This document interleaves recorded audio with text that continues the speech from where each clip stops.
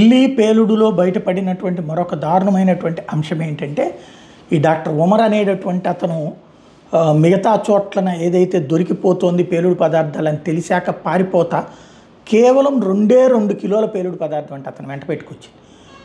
మొత్తం దొరికింది మనకి 3000 కిలోలు. అందులో 2 కిలోల పేలుడు పదార్థానికే అంత విధ్వంసం జరిగింది.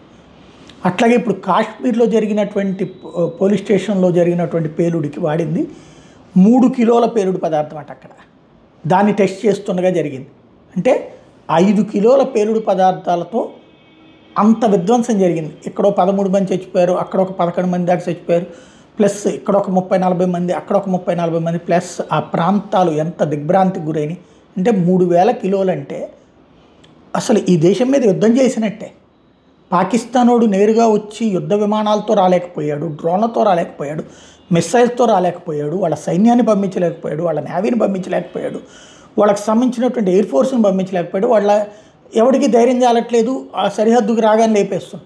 కానీ మన దేశంలో ఆ పాకిస్తాన్ మైండ్ సెట్తో మన ప్రజల ప్రాణాలు తీయడానికి, మన మధ్యలో ఉన్న డాక్టర్లు మనల్ని ప్రాణాలు తీయడానికి మన దేశానికి సంబంధించినటువంటి మెటీరియల్తో ఇంత విధ్వంసానికి పాల్పడాలని కుట్ర చేశారంటే ఏమనాలా?